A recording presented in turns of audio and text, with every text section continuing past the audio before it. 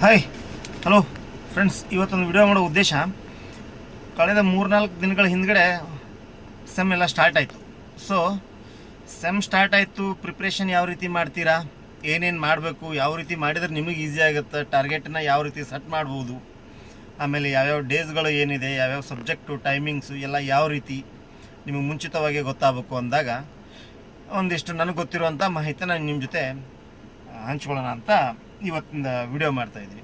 ಯಾವ ರೀತಿ ಅಂತಂದರೆ, ಫಸ್ಟ್ ಆಫ್ ಆಲ್ ಎಲ್ಲ ವಿದ್ಯಾರ್ಥಿಗಳಿಗೆ ಗೊತ್ತಾಗಿರ್ಬೇಕಾಗಿದ್ದು ಏನು ಗೊತ್ತಿರ್ಬೇಕಂತಂದರೆ, ಅಕಾಡೆಮಿಕ್ ಕ್ಯಾಲೆಂಡರ್ ಅಂತ ಒಂದು ಕ್ಯಾಲೆಂಡರ್ ಬರುತ್ತೆ ನಿಮ್ಗೆ. ಪ್ಲಸ್ ಅದು ಯಾವ ರೀತಿಯಪ್ಪ ಅಂತಂದರೆ, ಒಂದು ಕಾಲೇಜಿಂದು ಬೇರೆ, ಯೂನಿವರ್ಸಿಟಿ ಅವ್ರದ್ದೊಂದು ಬೇರೆ. ಸೊ ನೀವು ಎರಡನ್ನೂ ಕಲೆಕ್ಟ್ ಮಾಡಿ ಇಟ್ಕೋಬೇಕು ನಿಮ್ಮ ಹತ್ರ. ಇದರಿಂದ ಆಗುವ ಅನುಕೂಲಗಳು ಏನೇನಿದಾವ ಅನ್ನೋದು ಭಾಳ ಅನುಕೂಲಗಳವು. ಇದರಿಂದ ನಿಮ್ಮ ಟಾರ್ಗೆಟ್ ಏನು ಫಿಕ್ಸ್ ಮಾಡ್ಕೋತೀರಿ ಅದನ್ನು ಈಸಿಲಿ ಅಚೀವ್ ಮಾಡಿ ಅಥವಾ ಅದನ್ನು ಬ್ರೇಕ್ ಮಾಡಿ ಮುಂದೆ ಹೋಗ್ಬೋದು.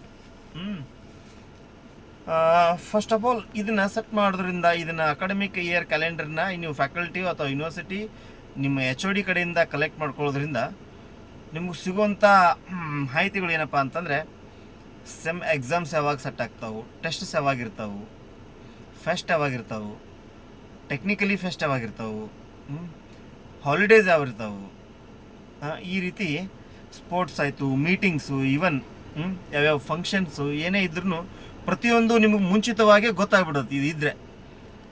ಅದೇ ಇದು ನಿಮ್ಮ ಹತ್ರ ಇಲ್ಲ ಅಂತಂದಾಗ ನಿಮ್ಗೆ ಯಾವುದು ಅಂದರೆ ಅವರಾಗೆ ಅನೌನ್ಸ್ ಮಾಡಿದ ಮೇಲೆ ಗೊತ್ತಾಗೋಕ್ಕಿಂತ ಮುಂಚೆನೇ ನಿಮಗೆ ಇಂಥ ಡೇಟಿಗೆ ಹಿಂಗೆ ಮೀಟಿಂಗ್ ಇದೆ, ಇಂಥ ಡೇಟಿಗೆ ಹಿಂಗೆ ಫಂಕ್ಷನ್ ಇದೆ, ಇಂಥ ಡೇಟಿಗೆ ಟೆಸ್ಟ್ಸ್ ಎಲ್ಲ ಇದ್ದಾವೆ ಅಂತ ಅಡ್ವಾನ್ಸ್ ಆಗಿ ಗೊತ್ತಾಗೋದ್ರಿಂದ ನಿಮಗೆ ಭಾಳ ಒಳ್ಳೆಯದಾಗುತ್ತೆ ಅನ್ನುವಂಥದ್ದು ನನ್ನ ಅಭಿಪ್ರಾಯ. ಅಂದ್ರೆ ಇದರಿಂದ ನಿಮ್ಮದು ಟೆಸ್ಟ್ಸು ಯಾವುದು ಯಾವ ಡೇಟಿಗೆ ಇದೆ ಅನ್ನೋದು ಸಹಿತ ಗೊತ್ತಾಯಿತು ಅಂದರೆ ನೀವು ಸ್ಟಡಿ ಮಾಡ್ಲಿಕ್ಕೆ ಅನುಕೂಲ ಆಗುತ್ತೆ ನಿಮ್ಗೆ. ಸೊ ಇದನ್ನು ಒಂದನೇದ್ದು.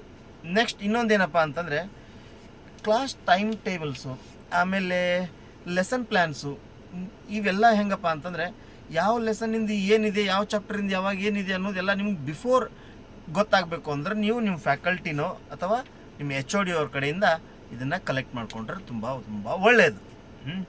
ಆಮೇಲೆ ಯೂನಿವರ್ಸಿಟಿ ಮಾಡಲ್ಸ್ 5 ಮಾಡಲ್ಸ್ ಅಲ್ಲ, ಅದೇ ರೀತಿ ಯಾವ ಮಾಡಲ್ಸು ಏನು ಅನ್ನೋದು, ಸಬ್ಜೆಕ್ಟ್ ಯಾವಾಗ ನಿಮ್ಗೆ ಸಬ್ಜೆಕ್ಟ್ ನಾಲೆಜ್ ಬರ್ತದೆ, ಯಾವ ಸಬ್ಜೆಕ್ಟ್ ಏನೈತೆ ಅನ್ನೋದು,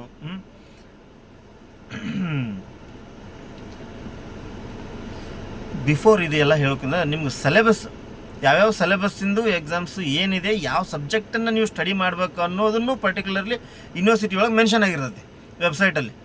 ಸೊ ಆ ವೆಬ್ಸೈಟಲ್ಲಿ ನಿಮ್ಗೆ ಅದ್ರ ಬಗ್ಗೆ ಮಾಹಿತಿ ಸಿಕ್ಕರೆ ಓದ್ಲಿಕ್ಕೆ ಭಾಳ ಈಸಿ ಆಗುತ್ತೆ ಅನ್ನೋವಂಥದ್ದು ಇದೆಲ್ಲ ವಿದ್ಯಾರ್ಥಿಗಳಿಗೆ ಗೊತ್ತಿರೋಂಗಿಲ್ಲ. ಹೊಸದಾಗಿ ಬಂದಿರೋಂಗಿಲ್ಲ, ಈಗ ಹಳೆ ವಿದ್ಯಾರ್ಥಿಗಳಿಗೆ ಇದ್ರ ಬಗ್ಗೆ ಮಾಹಿತಿ ಇರ್ತೈತೆ. ಸೊ ಹೊಸ ವಿದ್ಯಾರ್ಥಿಗಳಿಗೆ ಗೊತ್ತಿರೋಂಗಿಲ್ಲ. ಆದಷ್ಟು ಏನಪ್ಪ ಅಂತಂದ್ರೆ ಅವರಿಗೆ ಈ ಬಗ್ಗೆ ಮಾಹಿತಿ ತಲುಪಲಿ ಅನ್ನೋ ಒಂದು ಉದ್ದೇಶಕ್ಕೆ ವಿಡಿಯೋ ಮಾಡ್ತಾ ಇರ್ತೀನಿ. ಆದಷ್ಟು ನೀವು ಸ್ವಲ್ಪ ಆದಷ್ಟು ಜನರಿಗೆ ಶೇರ್ ಅದು ಮಾಡಿರಿ, ಎಲ್ರಿಗೂ ತಿಳಿಸ್ರಿ. ಆಮೇಲೆ ಇನ್ನೊಂದೇನಪ್ಪ ಅಂತಂದರೆ, ಇಂಟರ್ನಲ್ ಮಾರ್ಕ್ಸಸ್ ಹೆಂಗಪ್ಪ ವೇರಿ ಆಗ್ತಾವೆ, ಯಾವ ಇಂಟೆನ್ಷನ್ನು ಯಾವ ಇದ್ರ ಮೇಲೆ ವೇರಿ ಆಗ್ತಾವೆ ಅನ್ನೋದು ನಿಮ್ಗೆ ಗೊತ್ತಾಗಂಗಿಲ್ಲ. ಸೊ ಅದು ಗೊತ್ತಾಗಬೇಕು ನಿಮ್ಗೆ ಅಂತಂದ್ರೆ, ಇಂಟರ್ನಲ್ ಹೆಂಗಪ್ಪ ಅಂತ ಬರೀ ಟೆಕ್ಸ್ಟ್ ಮೂಲಕ ಬರೆದ್ರೆ ಇಂಟರ್ನಲ್ ಅಲ್ಲ, ಒಂದಿಷ್ಟು ಆ್ಯಕ್ಟಿವಿಟಿ ಆಗ್ಬೋದು, ಪ್ರೊಜೆಕ್ಟ್ ಅಂತ ಆಗ್ಬೋದು, ಟೆಸ್ಟ್ ಮೇಲೂ ಆಗ್ಬೋದು. ಸೊ ಯಾವ ರೀತಿ ಅನ್ನೋದು ನಿಮ್ಗೆ ಮುಂಚಿತವಾಗಿ ಗೊತ್ತಾಗಬೇಕು ಅಂತಂದರೆ ನಿಮ್ಮ ಹತ್ರ ಈ ಅಕಾಡೆಮಿಕ್ ಕ್ಯಾಲೆಂಡರ್ ಅನ್ನುವಂಥದ್ದು ಇರಲೇಬೇಕು. ಅದಕ್ಕೋಸ್ಕರ ಈ ವಿಡಿಯೋನ ನಿಮ್ಗೆ ಈ ಮಾಹಿತಿನ ನಿಮಗೆ ತಲುಪಿಸ್ಬೇಕು ಅನ್ನೋ ಸಂಬಂಧ ಈ ವಿಡಿಯೋ ಮಾಡಿದ್ದೀನಿ. ಎಷ್ಟು ಜನರಿಗೆ ಒಳ್ಳೆಯದಾಯಿತು ಅನ್ನೋದು ನನಗೆ ಅಷ್ಟೊಂದು ಇದಿಲ್ಲ, ಬಟ್ ಆದಷ್ಟು ಎಲ್ರಿಗೂ ಒಳ್ಳೆಯದೇ ಆಗಲಿ ಅಂತ ಉದ್ದೇಶಪೂರ್ವಕವಾಗಿ ಹೇಳ್ತಾ ಇದ್ದೀನಿ. ಒಂದಿಷ್ಟು ಜನ ವಿದ್ಯಾರ್ಥಿಗಳಿಗೆ ಇದನ್ನು ವಿಡಿಯೋನ ನಿಮ್ಗೆ ಗೊತ್ತಿರೋರು ತಲುಪಿಸ್ರಿ ಅಷ್ಟೇ. ಸರಿ ಫ್ರೆಂಡ್ಸ್, ಮಾಹಿತಿ ಚೆನ್ನಾಗಿದ್ದರೆ ಶೇರ್ ಮಾಡಿರಿ. ಬಾಯ್.